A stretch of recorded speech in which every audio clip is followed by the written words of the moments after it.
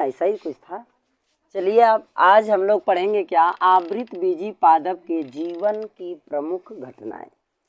ठीक है, कहने का तात्पर्य यहाँ क्या है, आवृतबीजी जो पादप होते हैं उनका भी जीवन होता है, जैसे मनुष्य का जीवन होता है कि ना। कैसा जीवन होता है मनुष्य का? चलते फिरते मारते रहते हैं दारू ना, और इधर उधर लड़ा खाते रहते हैं, गिरते रहते हैं और अपने परिवार वालों को तंग करते रहते हैं। सेम प्रोसेस इसमें भी, जैसे जो मनुष्य में क्रियाएं होती हैं, घटनाएं होती हैं, वृद्धि करना, ग्रोथ करना, उठना बैठना, सोना जागना, श्वसन क्रिया करना, ठीक है, उसी प्रकार से इसमें भी कुछ क्या होती हैं, घटनाएं होती रहती हैं। ठीक है, बात को ध्यान समझे, इन घटनाओं को हमें जानना है और ये घटना कैसे होती है उसको समझना है। तो हमें पादप, आवृतबीजी पादप के जीवन की जो प्रमुख घटनाएं जाननी है वो किससे रिलेटेड जाननी है, ये बात समझना है। ठीक है, यहाँ पर जो आवृतबीजी पादप के जो जीवन की प्रमुख घटनाएं हैं, ठीक है, इनके बारे में हमें इनकी जो जनन प्रक्रिया है उसको समझना है। जनन प्रक्रिया जो होती है, ठीक है, जनन प्रक्रिया को समझना है कि जनन प्रक्रिया में कौन कौन पार्ट भाग लेते हैं और उनका निर्माण कैसे होता है। समझ आ रहा है बात ना, कौन से पार्ट का कब निर्माण होता है और वो पार्ट आगे क्या करता है, उसके बाद क्या होता है, ये सारी घटनाएं हमको क्या करनी है बचपन, पढ़नी है, समझनी है। कोई डाउट है? किसी को कोई समस्या हो तो बोलिएगा। ठीक है, देखिए इसमें सबसे पहली जो घटना आती है जिसका नाम क्या है, लघु बीजाणु जनन। क्या पहली पॉइंट क्या है बच्चों, लघु बीजाणु क्या जनन। ध्यान से बात को समझे, यह जो लघु बीजाणु जनन आप देख रहे हैं, ठीक है, यह कौन सी घटना है, कैसी घटना है, इसमें क्या होता है, ये जानना आपको है। तो क्या कोई इसको बता सकता है लघु बीजाणु जनन में कौन सी घटना होती है? कोई एनीवे क्या होती है बताओ? हाँ, परागकण का बनना और कुछ होता है, परागकण और क्या बोलता है जी। अब देखो ये जो होता है कैसे होता है, ध्यान समझो। लघु बीजाणु जो होता है पराग कोश में, किसमें?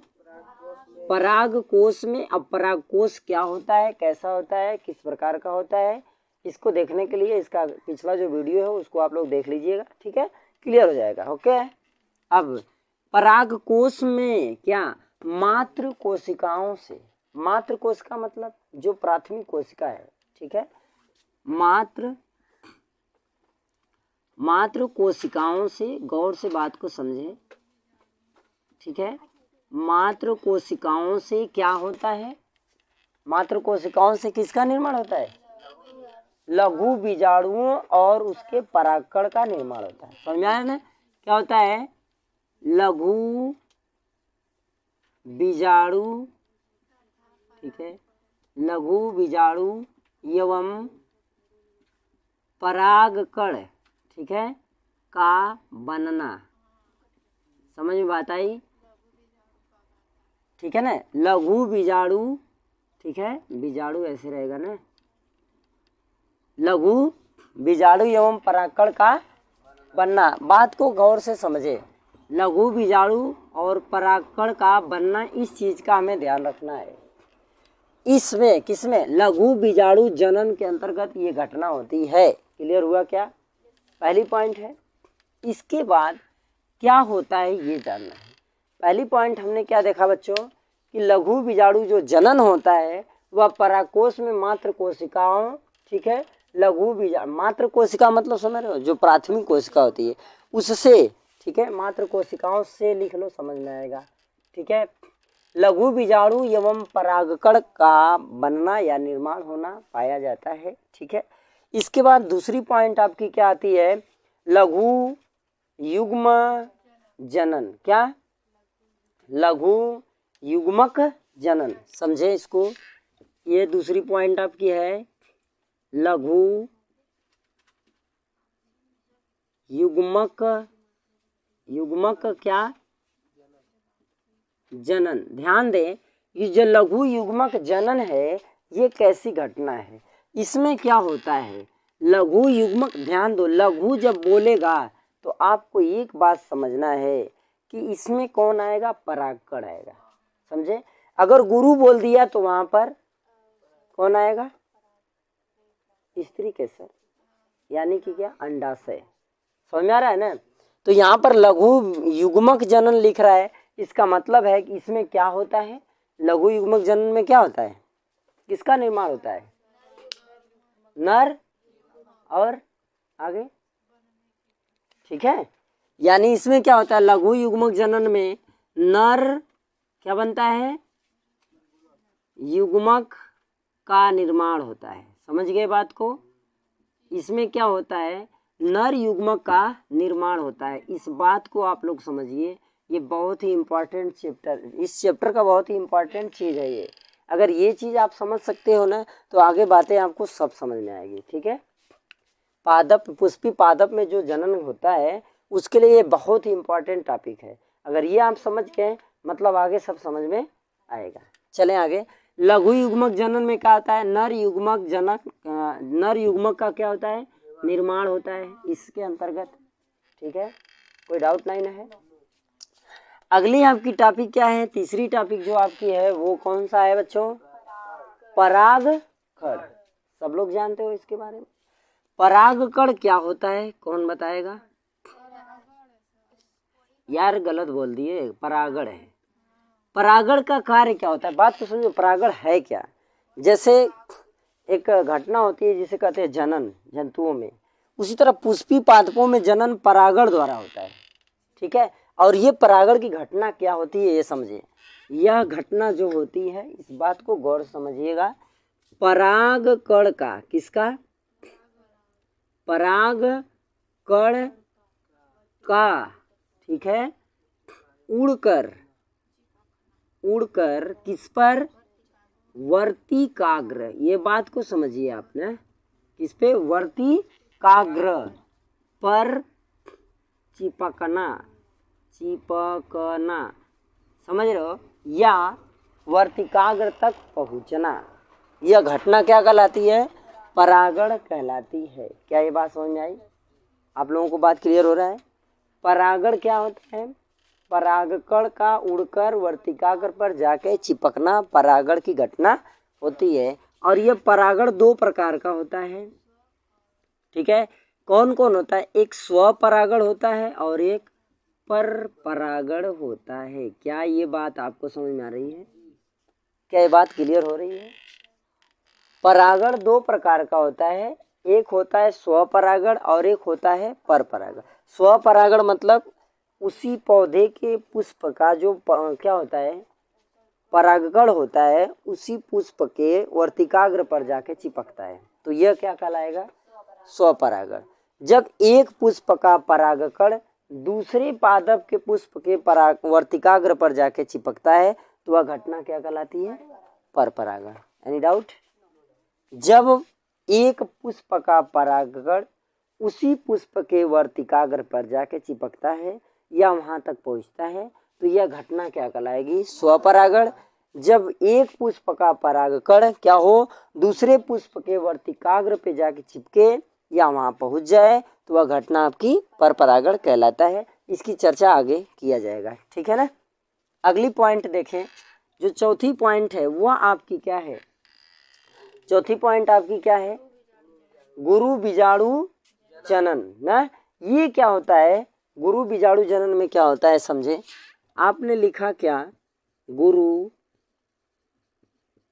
बीजाणु जनन, यह जो घटना होती है इसमें क्या होता है, गुरु बीजाणु हमने बताया था क्या होता है, नहीं जी, गुरु बीजाणु मतलब अंडाशय होता है। यहाँ पर समझे, लघु बीजाणु माने परागकण होता है, न कि पुंकेसर। बात समझ में आ रहा है, इस बात को आप समझिए। तो गुरु बीजाणु मतलब अंडाशय, न कि स्त्री केसर। क्लियर है, इस एकदम कन्फर्म रहो, फ्यूजन एकदम नहीं, ठीक है, क्योंकि कन्फ्यूजन बहुत खराब चीज होती है। पता चला कि हमें गुरु बीजाणु समझ रहे हैं और गुरु बीजाणु है क्या, ये हमेशा गलत हो जा रहा है यार, ठीक है। गुरु बीजाणु हम बात कर रहे हैं और गुरु बीजाणु में पहुंच गए कहाँ, स्त्री केसर पे, नहीं। गुरु बीजाणु में क्या होता है? अंडाणु होता है। बात समझ में आ रहा है? गुरु बीजाणु में होता क्या है? बोलो। हाँ, और उसमें क्या होगा? मात्र कोशिकाओं से गुरु बीजाणुओं का निर्माण। किससे? मात्र कोशिका क्या होती है, बता सकते हो? हाँ, मात्र कोशिका से क्या? गुरु बीजाणु का निर्माण। ये मैं बार बार क्यों गलत कर रहा हूँ? कहीं ऐसा तो नहीं ना कि यही होता है? हाँ ठीक है। गुरु बीजाणु का निर्माण। एक बात का बहुत ध्यान से समझिएगा आप लोग कि ये जो लिखा हुआ है गुरु बीजाणु, ठीक है, ये आपका क्या है? अंडाशय। यानी कि समझ सकते हैं कि जिसमें से अंडा निकलता है, यानी कि हम इसको बोल सकते हैं, अंडा भी बोल सकते हैं गुरु बीजाणु को। समझ में आ रहा है बात? अब देखो ये निकलता कहाँ से है? पादप में है तो ये बीजांड से निकलता है। कहाँ से निकलता है? अब हम इस चीज को क्या बोल सकते हैं?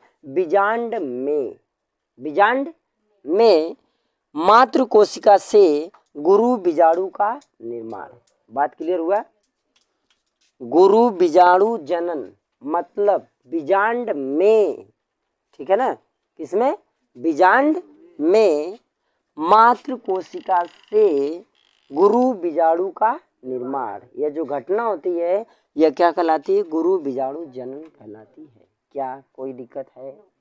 अगली पॉइंट आपकी क्या है? 5वीं जो पॉइंट है, ये चारों पॉइंट समझ में आया क्या? इसमें कोई समस्या नहीं ना है?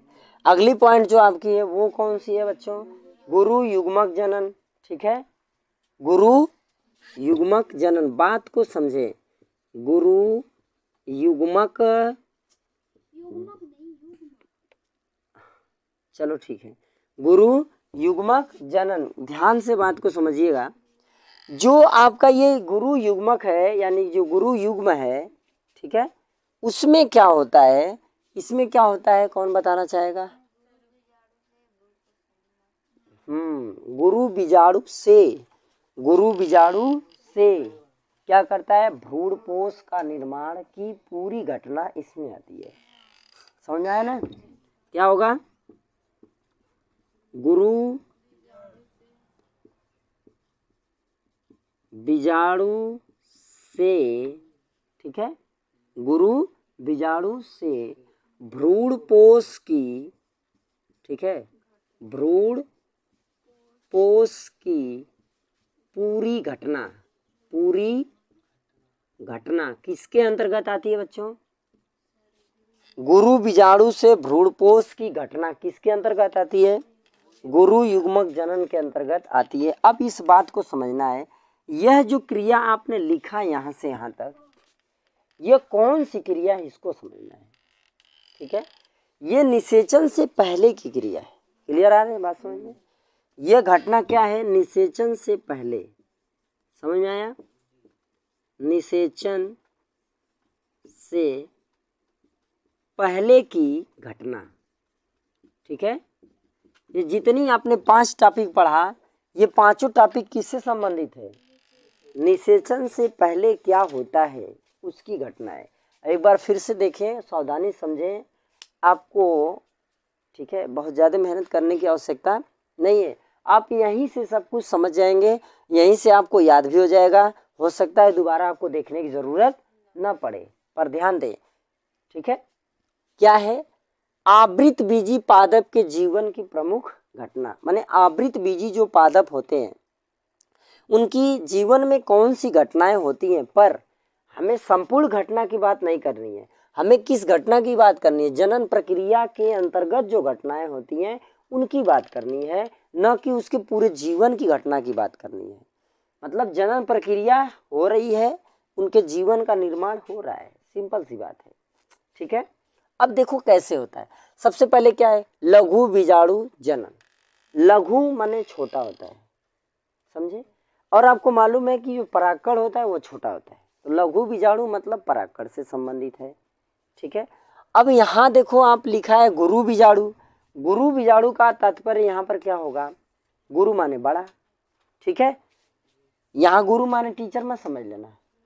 ठीक है, यहाँ गुरु माने बड़ा। यानी जो अंडा होता है वो कैसा होता है, बड़ा होता है। मतलब कि स्पर्म से बड़ा क्या होता है, शुक्राणु से बड़ा अंडाणु होता है। समझ रहे हो ना।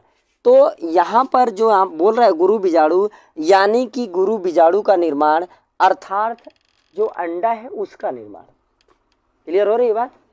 ठीक है, आगे बढ़ो। ये लिखा है गुरु युग्मक जनन। गुरु युग्मक जनन का मतलब होता है, अरे लघु युग्मक जनन है ना। लघु युग्मक जनन का मतलब क्या हो गया कि जो लघु युग्मक है उसका निर्माण कहाँ होगा, ये बात करता है। तो यह देखो लिखा क्या है, नर युग्मक का निर्माण किस में होता है, इसके अंतर्गत होता है। ठीक है, इसके बाद जब नर युग्मक का निर्माण होगा तो वह आगे जो घटना होगी उसको क्या कहेंगे, परागण। परागण के अंतर्गत होता क्या है, जब कोई परागकण क्या होता है, उड़कर वर्तिकाग्र तक पहुंचता है। उड़कर वर्तिकाग्र तक पहुंचने की घटना क्या कहलाती है, परागण कहती है। अब मैं कह रहा हूँ उड़ के वहां तक पहुंच रहा है, इसका मतलब क्या, उस पर चिपक रहा है। क्लियर हो गया? यहाँ कोई डाउट है क्या? तो ये उड़ा और जा करके वर्तिकाग्र पर क्या हुआ, चिपक गया। क्लियर है? तो यह घटना आपकी क्या कहलाएगी, परागण। हमने बताया 2 प्रकार का होता है। क्लियर है ना? Any doubt? अब लिखा है गुरु बीजाणु जनन क्या, मात्र कोशिका से, गौर से समझो, मात्र कोशिका से गुरु बीजाणु का निर्माण करने का काम किसका है, यानी जो घटना होती है वो क्या कहलाती है, गुरु बीजाणु जनन की घटना कहलाती है। इसके बाद गुरु युग्मक जनन। मैं कह रहा हूँ कि गुरु बीजाणु जनन माने मात्र कोशिका जो गुरु बीजाणु है उसका निर्माण तो हो गया। निर्माण होने के बाद कुछ होगा या नहीं होगा? तो जो गुरु बीजाणु का निर्माण होता है उसके जस्ट बाद क्या होता है, ये भ्रूणपोष का निर्माण होता है। और उस भ्रूणपोष के अंतर्गत जो भ्रूण होता है उसका इसमें विकास होता है। ठीक है, यह आपको जो दिखाई दे रहा है वो युग्मक जनन के अंतर्गत आती है। यह निषेचन के पहले की घटनाएं, टोटल जितनी घटनाएं आपने देखा ये सभी घटनाएं क्या है, निषेचन से पहले की घटना है। ठीक है, यानी कि निषेचन होने के लिए ये सभी चीज़ों का होना जरूरी होता है। आ गया क्या समझ में? अब इसके बाद हम लोग थोड़ा सा अगली टॉपिक देखेंगे कि निषेचन के बाद की घटना क्या होती है। ठीक है, अगर आपसे सवाल पूछ दिया जाए कि निषेचन से पहले क्या होता है, कौन सी घटनाएं घटती हैं, तो आपका जवाब क्या होना चाहिए, निषेचन से पहले क्या होता है, लघु बीजाणु जनन, लघु युग्मक जनन, परागण। ठीक है, गुरु बीजाणु जनन, गुरु युग्मक जनन। अब ये आप यहाँ तक पहुँच गए। क्लियर है? अब क्या है, निषेचन के बाद की घटना। ठीक है, अब क्या कह सकते हैं, निषेचन की बाद की घटना। देखो मैं ये जो टॉपिक आपको यहाँ पर पढ़ा रहा हूँ, बता रहा हूँ, ठीक है, ये टॉपिक आपको आगे मिलेगा तो वहाँ पर, ठीक है, बहुत ज़्यादा दिमाग नहीं लगाएंगे, यहीं पर सब बातें समझ में आ जाए तो वहाँ जाने की जरूरत नहीं है। ठीक है, बात को समझो। लिखा है निषेचन के बाद की घटना। ठीक है, बाद की घटना, बात को समझिए। यह निषेचन के बाद की घटना की बात कर रहा है, यानी निषेचन के बाद क्या होता है इसकी बात का हो रही है। ठीक है, तो निषेचन के बाद क्या होता है क्या होता है, युग्मक से भ्रूण का विकास। क्या होता है बच्चा, इसके अंतर्गत क्या होता है, युग्मक से भ्रूण का क्या विकास। समझ लो, निर्माण तो हो गया, निर्माण पहले ही हो गया, निषेचन से पहले ही उसका निर्माण हो गया ना।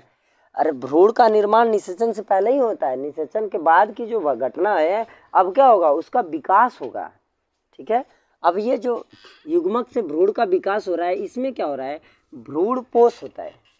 ठीक है, इसमें क्या होता है, भ्रूणपोष होता है। ठीक है, बात को गौर समझिएगा, इसमें भ्रूणपोष होता है। और ये करता क्या है, भ्रूणपोष में होता क्या है, जो इसमें शिशु यानी कि जो आपका परागकण था पहुंच गया अंडाशय तक, अब वो अंडा में क्या होता है, उसका धीरे धीरे विकास होता है। ठीक है, और इस भ्रूणपोष अर्थात हम अगर अपने मानव जीवन की बात करें तो गर्भाशय, समझे, हम अपने मानव जीवन की बात करें तो क्या, गर्भाशय। बात को समझे, इस गर्भाशय के दीवार पर क्या होता है, गर्भाशय के दीवार पर, ठीक है, एक पदार्थ होता है जिसको हम कहते हैं प्लेसेंटा। क्या कहते हैं? प्लेसेंटा। गौर समझो। इसी तरह इसमें भी क्या होता है, इसकी जो दीवार होगी उसकी दीवार पर क्या होता है, प्लेसेंटा होता है। क्या होता है बच्चा? प्लेसेंटा। क्या ये मेरी बात आपको समझ में आ रही है? यह जो प्लेसेंटा होता है ये दीवार में क्या होता है, धंसा होता है।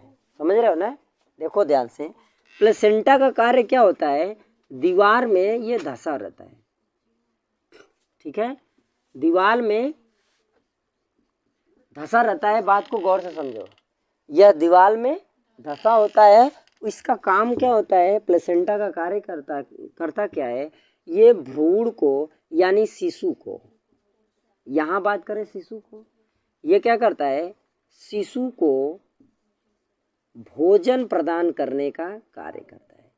भोजन प्रदान करने का कार्य करता है। कौन करता है? प्लेसेंटा। ठीक है, इसमें भी क्या करेगा, भ्रूण को पोषने का कार्य करेगा, जिसकी घटना भ्रूणपोष कहलाती है। इससे बाद धीरे धीरे उसमें क्या होता है, ये जो अंडाशय है धीरे धीरे क्या होगा, बीजांड में बदलेगा। ठीक है, और ऐसे ऐसे धीरे धीरे करते करते पूरा एक फर्स्ट क्लास फूल का, फल का पौधा तो बना ही है, निर्माण हो जाता है। समझ गया? बात क्लियर हो रही है? इस तरीके से ये जो होता है ये निषेचन की बाद की घटना है। इसके पहले जो था वो क्या था, निषेचन के पहले की घटना, ये निषेचन के बाद की घटना होती है। ठीक है, इस तरह इसका विकास होता है। अब प्लेसेंटा के बारे में, ठीक है, अगले वीडियो में आपको स्पेशल केवल प्लेसेंटा के बारे में बताया जाएगा। प्लेसेंटा क्या है, कैसा है, किस प्रकार का है, इसका क्या काम होता है। ठीक है, ये कब अपना कार्य चालू करता है, ये कब अपना काम खत्म कर देता है, क्या बच्चा यानी शिशु के जन्म के बाद प्लेसेंटा गर्भाशय खत्म हो जाता है या फिर रहता है। ठीक है, इस बात को समझ रहे हैं आप लोग? इस बात को ध्यान समझो। ये प्लेसेंटा वाला जो वीडियो आपको कल मिलेगा और स्पेशल केवल प्लेसेंटा रहेगा। इसका क्या काम है, ये कहाँ रहता है, इसका क्या प्रक्रिया कैसी है, ये एक शिशु को किस प्रकार से क्या करता है, हाँ, उसको पोषण प्रदान करता है। इसका काम आपको कल बताया जाएगा। स्पेशल आप लोग अगर कहीं प्लेसेंटा होगा देखिएगा तो उसको पढ़ लीजिएगा, नहीं पढ़ेंगे तो कोई दिक्कत नहीं, हम तो कल बताइएगा करेंगे, है ना। लेकिन आप लोग साथ में वीडियो के साथ या ऑफलाइन के साथ आप लोग अच्छे से बने रहिए। आप लोगों को बायोलॉजी का वो पोर्शन पढ़ाएंगे जो आपको डॉक्टरी लेवल तक नहीं पढ़ाया जाता होगा। ठीक है, बस आप लोग केवल ईमानदारी से, ठीक है, अच्छे से पढ़ाई करिए। ठीक है ना, आप सभी लोगों को ये सब मैटर मिलता रहेगा।